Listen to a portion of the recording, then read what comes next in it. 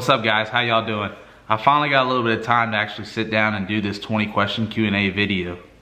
I know I promised y'all a video about a week ago. I've just been so heavy with work, it's been crazy. Shipping out packages, getting cars ready, getting everything ready to go to a race.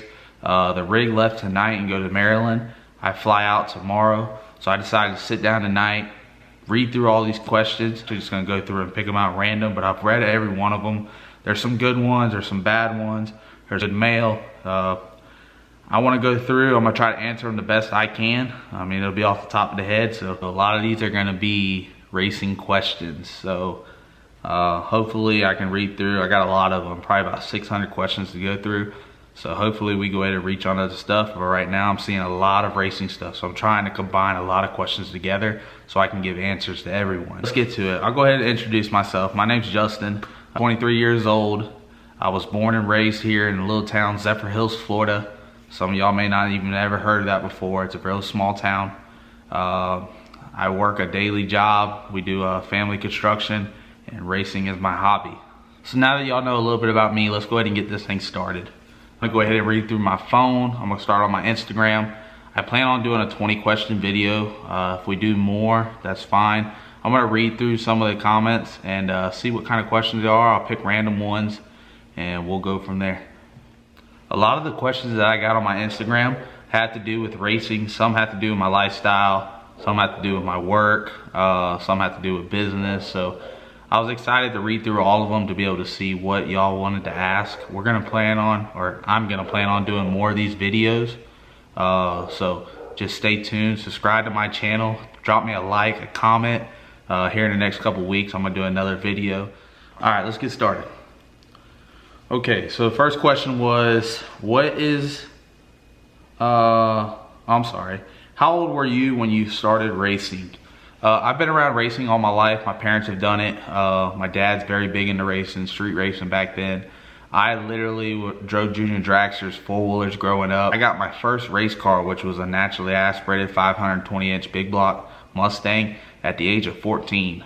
We had to forge my birth certificate so I can get my NHRA license. I do not recommend that to anyone, but back then that's what I had to do so I'd be able to run at tracks. So I basically had to lie, which again is not okay. But I started at 14. I'm 23 now. I've been racing ever since. It's like racing is my drug. I mean, I've never done drugs in my life. I drink every now and then, but racing is like a drug to me. This is a good one right here. If you were to pick another combination other than nitrous, what would it be and why? It definitely would not be a turbo car. Them are for queers. So let's get that out the way. I would love to be able to make a pass in a blower car. So if there's anybody out there that's got a blower car that's willing to let me go in there and stab the throttle, I'm all for that. Please hit me up. I get asked this a lot. This one says, how much do you guys spend on an average race weekend? Another question was, how much does it cost to run that caliber car? I have a Radio vs. World Pro mod. I also have a Street Outlaw no prep car. We basically broke it down last year. It costs about $750, $800 every time I fire the car up. Between spark plugs, fuel, you got the oil and everything, cost, getting to the track, paying for my members to get in, and tech cards, test cards, and making a pass. You're looking at about $750 to $800 every time you fire the car up. Another often question that I get asked, this has to do with the no prep car, No Prep Kings. It says, when you race No Prep Kings, they make sure you sign a disclosed paperwork. Do they pay you show up money? How much does it cost to travel? I don't know about any other drivers. Through No Prep Kings, I do not get paid to show up. We really do that just for us. We like racing, we like having fun. So we go there on our own.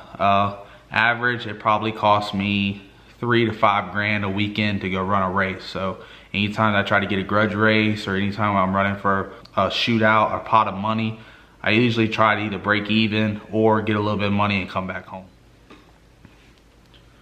Oh, this is a good one right here.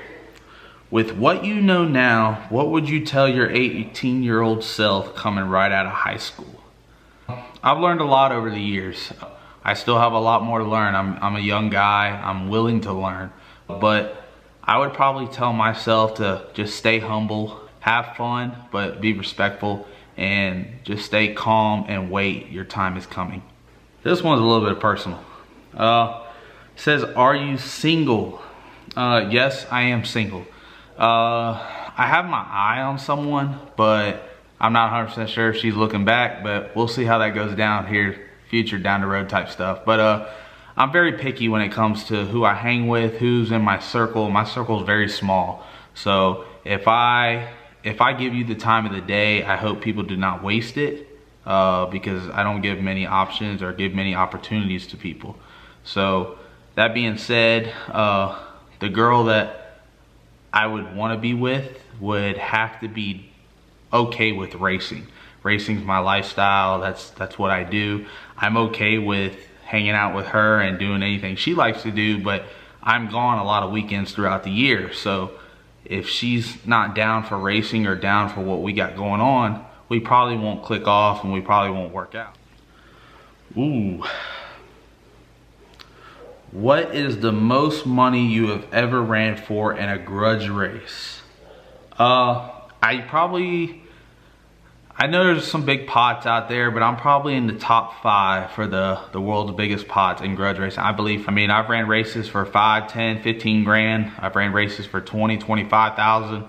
But my biggest race was for $44,000. You talking about nervous? I didn't know nothing about the pot until I rolled into the burnout box. Me and Dad, we got radios in the car. He literally told me on the radio before I came into the burnout box. He was just like, yo, I just want to let you know we're running for 44 grand. And that was probably the first time ever in the car that I was nervous. I knew what was going on, but I just didn't want to mess up because I knew that we had a lot of money on the line.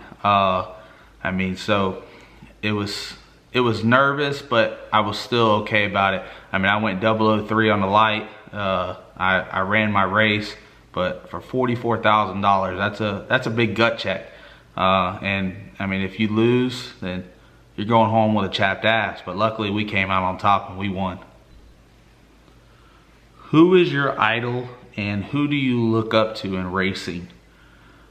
I look up to my dad. My dad's always taught me throughout the years that no matter if it was in high school, football, as a little kid, anything that you do, either you do it with 110% or just don't do it at all. There is times that I get lazy, and everybody does. There's times where you're tired, but when it comes to racing, I try to put everything that I have into it to be the best that I can be. Another person that I look up to, and we have it out every once in a while on Facebook or even text message, but it's Stevie Jackson Racing. If you actually watch him and his racing and how competitive he is and just how much drive he has for racing. So when I look at other people, he's one of the guys that I look at because, I'm younger, I'm 23 years old. So I do look up to other people, but when I look at Stevie, and I may never ever be on his level as in running NHRA or doing all that, but I try to put myself in his footsteps. There's times I've been at the track and things are not going right and it seems nothing's going right. We're not qualified, we're not doing nothing. And I would literally sit back and I'd be like, what would Stevie do? So, right now I look up to my dad at first, and there's another guys out there. If I had to say, I would look up to Stevie. Okay, what happens to the cars after you sell them? We do not seem to see them back out. Okay, I've had a couple cars throughout the year. I had the Skinny Man Silver Mustang. I sold that. That's down in Miami, Florida now. Some guy owns it. It's a dud. It's just what it is. He made it a lot slower. I had the, what other cars did I have? The Black Mustang, Barry Mitchell. I sold that car. That car runs an X275 now. Went up north, I think it was Maryland area. I got Armageddon after that, which was the 2004 Mustang Edge. I ended up wrecking it in Piedmont, North Carolina last year. I sold it wrecked. I told them they had to fix it. So I gave them a good deal. That car is actually in North Carolina now. And they're actually just posted me pictures or sent me pictures, and it's actually done. It's ready to go to a race. They put a Pro Charger on it now, so I'm excited to see that car back out. I had a lot of fun in that car. I had a lot of fun in all my cars. It's helped me get ready for the next car. I still have the Alcatraz, which is the Pro Mod, and then I just bought Carnage, which is the no prep, steel roof, steel quarter car. So the only two cars I have now are the No Prep and Radio versus the World car, which is, all right, let's go back through. We got one more to look at. Let's see what else we got.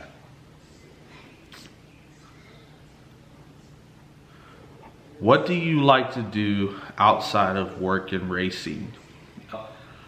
I really don't do a whole lot outside of work and racing. I work every day, get up at 5 a.m. I'm out of the house by 6. I don't come home till about 5 p.m. I usually race on the weekends. I've only been home 3 weekends since January 1st. We've done a lot of racing this year. But I would say I'm usually down for whatever. I mean, I hang with my family. I don't do a whole lot of partying. I'm just not that type of person no more. I mean, I did it when I was a kid. I mean, I say kid, I'm only 23, but when I was 18, 19, 20, it was cool to go out with your friends and do all that, but it's just not for me no more. So I'm good with just going up to the bar, drinking a beer or two, and then coming back to the house. But like I said, I don't really have too much of a social life outside because I'm either gone all the time racing or I'm working a lot. I try to ship packages out. I try to stay up on everyone. Now I just started this YouTube video and I'm starting to vlog. So that takes up a lot of my time. Maintaining cars.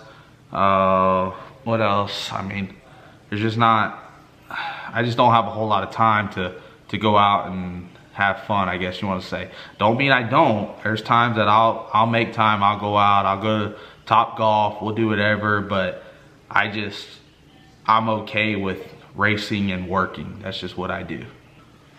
Okay. What kind of setups do you have in both your cars? Okay, we're gonna go off with Carnage first, which is my Street Outlaw No Prep car. It's got a 903 Musi in it with a Rosler 3-speed lockup in it. I mean, it's nothing special, but we go to Alcatraz. Alcatraz has a little bit bigger motor. It's got a 959 cubic inch motor. It's also got a Rosler 3-speed lockup in it. They're basically cars are the same. The reason why I did that is even though there's 40 something cubic inch difference, I can switch everything out between the two cars. If something breaks, something happens, we're both at the track. Both cars stay in the rig all the time. So anytime I'm at the track and I need anything, I can always go upstairs, grab anything out. It don't matter if it's a rear end, a rear center section, a drive shaft, anything that I need. I can pull a whole motor out of the car and put it in another car. So that's basically the setup on both cars. Other than the white car is a little bit heavier. I mean, I say a little bit, probably a lot of it. There's a lot of bit of word. I don't know. But it's a lot heavier than Alcatraz is. The reason being is Carnage has a steel roof and quarter, steel door jams, which Alcatraz is a full carbon fiber body. So you save about 70 to 80 pounds there. And then just how the car was built, different stuff. I mean, there's a lot more lightweight stuff on Alcatraz. It's got all titanium bolts, all lightweight material. There's a lot of titanium in the car, but you have to do that for Radio versus the World to try to get down to 2250. We're done with this 20 question Q&A. I think I did 20 questions. I'm hoping I did not keep count. It's about, I don't know, midnight here. I don't know why I just looked at my hand. There's not even a watch on it.